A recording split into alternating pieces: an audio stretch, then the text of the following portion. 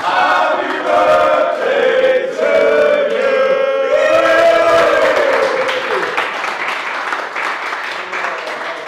Just wish Yasir, Qadhi, and Mohammed Hijab could be here to celebrate this. Oh, they are. This is going to be sent to them. Sent to them. Thank you, guys. Thank you for doing our work for us. God bless you. Well, Jay, it is June 8th, and we are celebrating something that needs to be celebrated. What are we celebrating today? This is the anniversary, the 4th anniversary of the standard Islamic narrative, holes in the narrative, SIN. Remember what happened 4 years ago? Well, to understand what happened 4 years ago, you're going to have to go back to 2016. Because in 2016, and we're going to put the video up right here, there is only one Quran, right? And that every Quran in the world is the same. That's what you've been told. You have been told a lie. Okay, so there are 2 Qurans today, right? 2. More than 2 Qurans. More than 2? 3 Qurans? More than 3 Qurans. More than 3? 4 Qurans? There are approximately 26 of the Qurans. 26 different Qurans.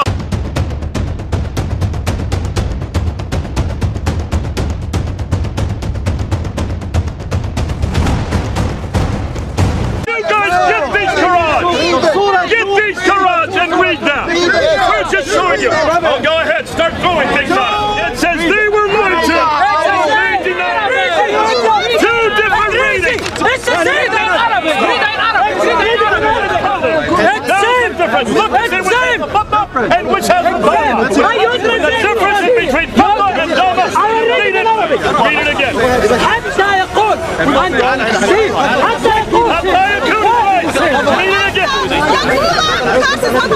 the prophets fought, but by the time you get they were killed. That is a huge your faces, Muslim people, your face, come here.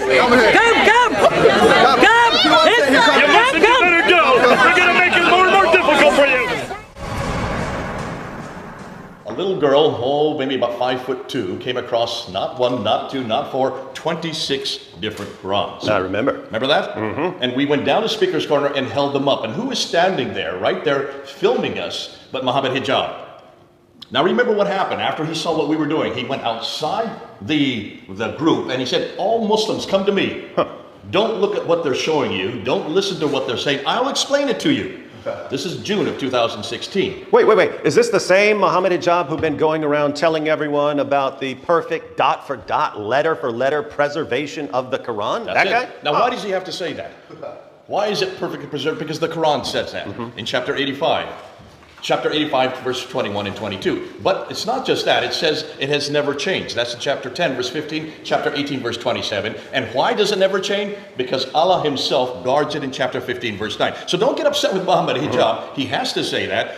Everybody has said that. He's being a good Muslim. Being a good Muslim. Being a good Muslim. Obviously something happened, though, in 2016. What? He didn't say much, did he? He didn't have much to tell them, did he? No. So 4 years later, he needed help, didn't he? Yeah. So who did he go to? He went to Sheikh Yasir Qadhi. Because the interesting thing that happened was, for years you got the Dawah fans, they go to their Dawah guy. The Dawah guy tells them perfect preservation right down to the letter. They believe that. A Christian tells them otherwise. They don't listen to the Christian. Who are you going to listen to? You're going to listen to a Christian, you're going to listen to your Dawah guy. So they listen to the Dawah guy.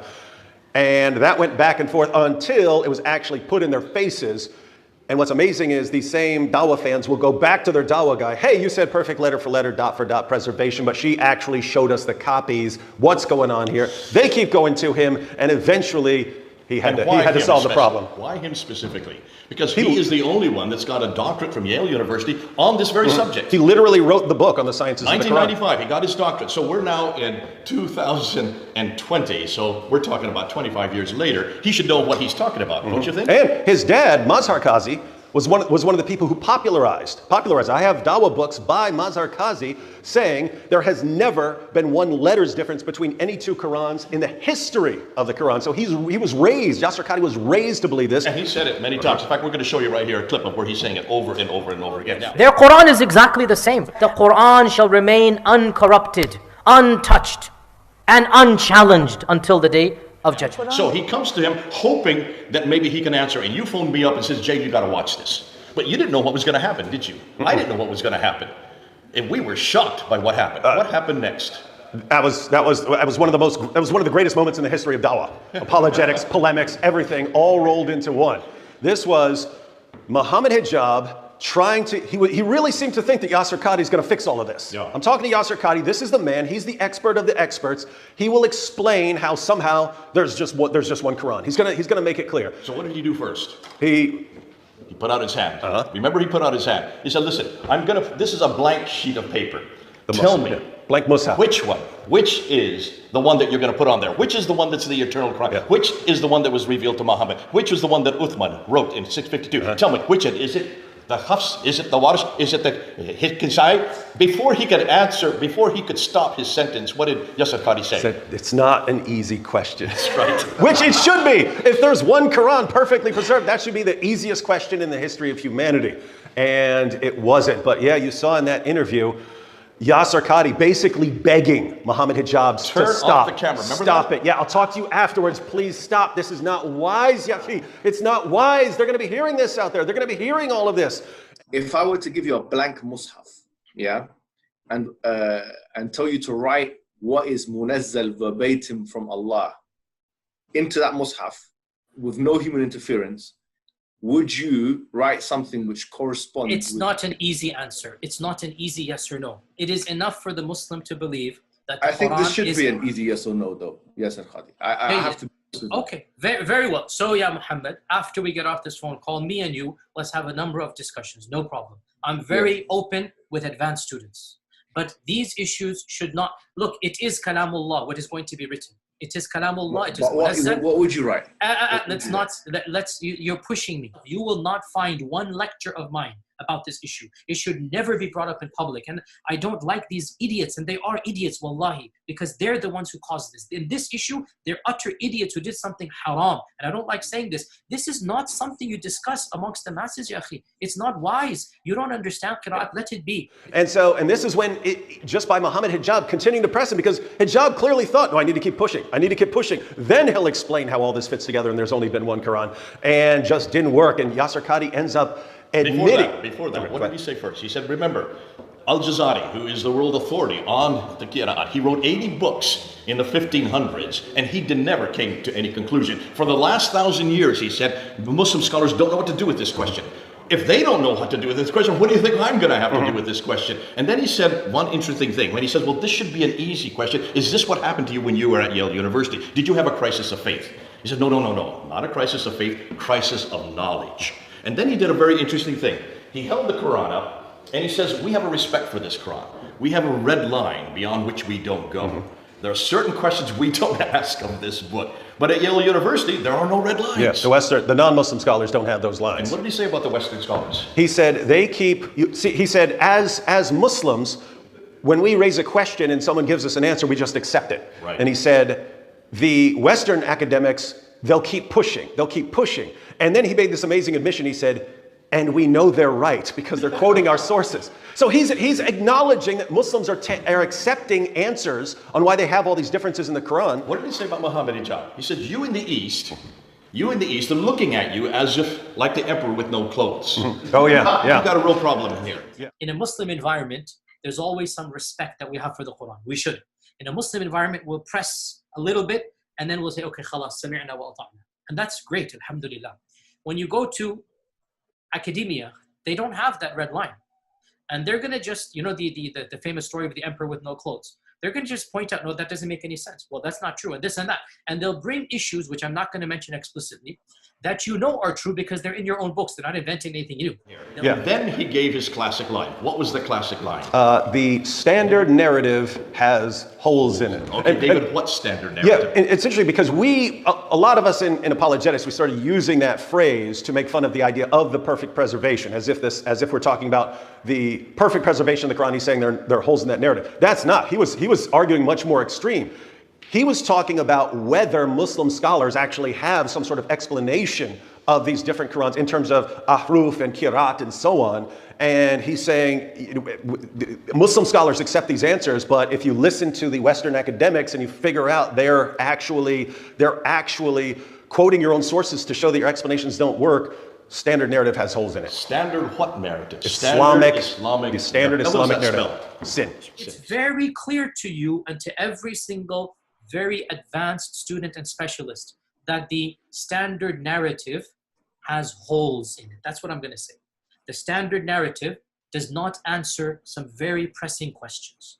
Okay? This is what I'm going to say. The standard Islamic narrative is full of holes. This was not good enough for Mohammed Hijab. He got upset. He put his hand out a second time. Remember when he put it out finally? Well, 28 minutes later, he put his hand out a last time. He says, okay, listen, I need an answer. Which is that Quran? You listen, there are 30 now, not just 4. There are 30. Which is it? And what did Yasir Qadhi say at the very end? Finally, he had to give in. Not an easy. It's I just remember not an easy. It's not an easy question. Listen, they're all the Quran. Yeah. And he says, oh, you mean a little bit of Hafs, a little bit of what? Yes, a little bit of Hafs, a little bit of Wash. Why don't you put some Kisai in? Yeah, you got to pick and choose. Got to pick and choose. Just mix them around. That's the Quran. Now that's when I started clapping, because Yasir Qadhi doesn't know what we know. We know that we have looked at these because we've had them now for at least 10 years, and we have looked between them. Now I'm just going to show you 2 right here. These are the 2 most popular ones. This is the Hafs. There's the Wash.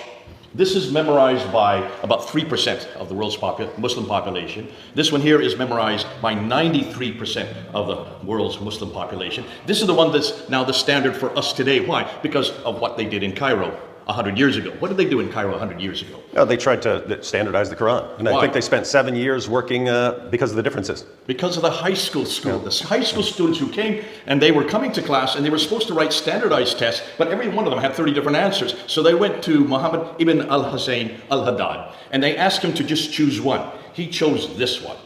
Why do you think he chose it? Do you know, David, why do you think he chose that one? I know that the Hafs version had become popular because of the Ottoman Empire. It's the Ottoman Empire. They were the ones that had all the manuscripts. They were the ones that were changing all of these manuscript variants so that they were standardized to this canonical text. That's why Dan Brubaker, who has found 4,000 of them, all of them are now standardized to this text. He had to choose that text. What did they do with the other 29? Didn't they send them to the bottom of the Nile or something? Took them out into a boat and dumped them into the Nile, thinking that would solve the problem. Well, they burned them the first time, so why not drown them this time? They did not consider that Hatun was going to come about another 100 years later, and our good friend Hatuntash, just 5'2", she found not 1, not 2, 26 of them by the time we were there in 2016. She has now found all 30, and you're seeing another 7, because in between 1924 and 1936, they changed it 7 times because they found all kinds of grammatical mistakes. That became the narrative. That became the standard for all of Egypt. By 1985, the Ibn Saud family saw how successful it was for Egypt. They made it the standard work for the whole world. Now, how many people who are watching were alive in 1985? If you're raising your hand, you are older than the canonical text. Feel pretty old. That means the canonical text is pretty new.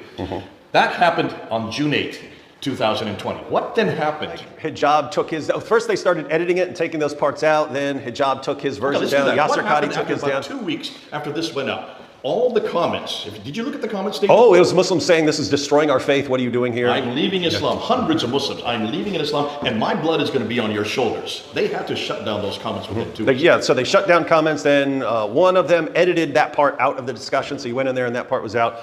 Then one of them took it down from his, and then one took it down. And not only that, people who reposted or even reposted portions of it, Yasir Qadhi started filing false copyright strikes. Like, you can use other people's material by fair use if you're adding commentary. He knew he was filing bogus copyright strikes just for quoting any part of that. And then, of course, he... do you have this interview? Yep. Do I have it? Does Hatun have it? Yep. Can all of you get it? We have it. We've preserved it. We're going to do this every June 8th because of what happened on 2020. This is the 4th anniversary.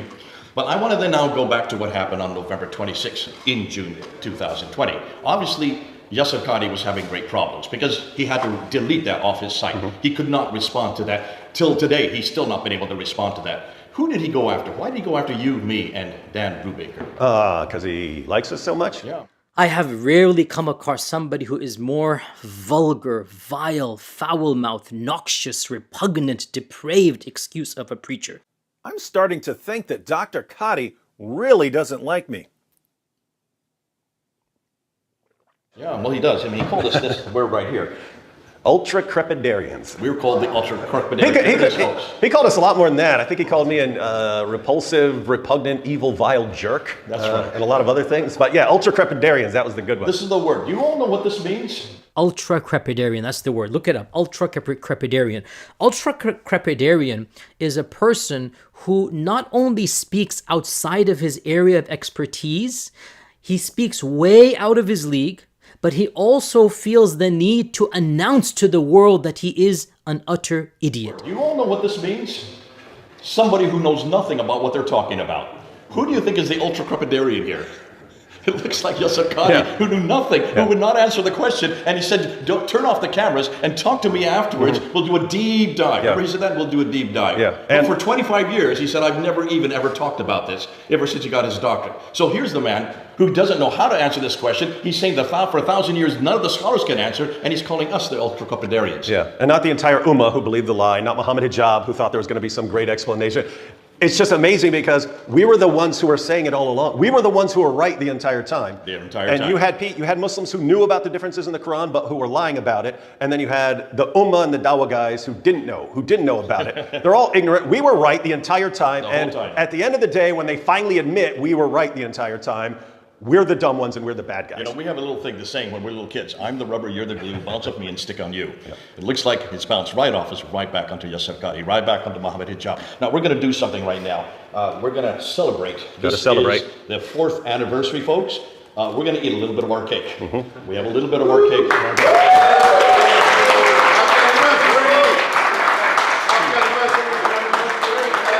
I'll just say,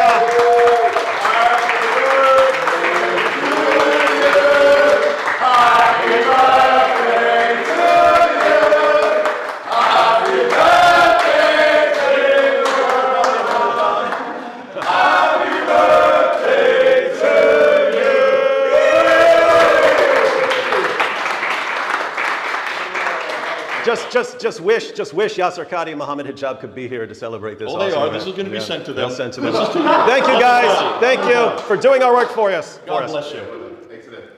Some people have been calling me and giving me some emails. Brother, I have doubts. What doubts, man? What kind of man are you anyway? What kind of woman are you? What kind of Muslim are you? What kind of Muslim are you? Brother, I have doubts. What doubts, man? Brother, I have doubts. Yeah, man. Brother, I have doubts. What's the problem?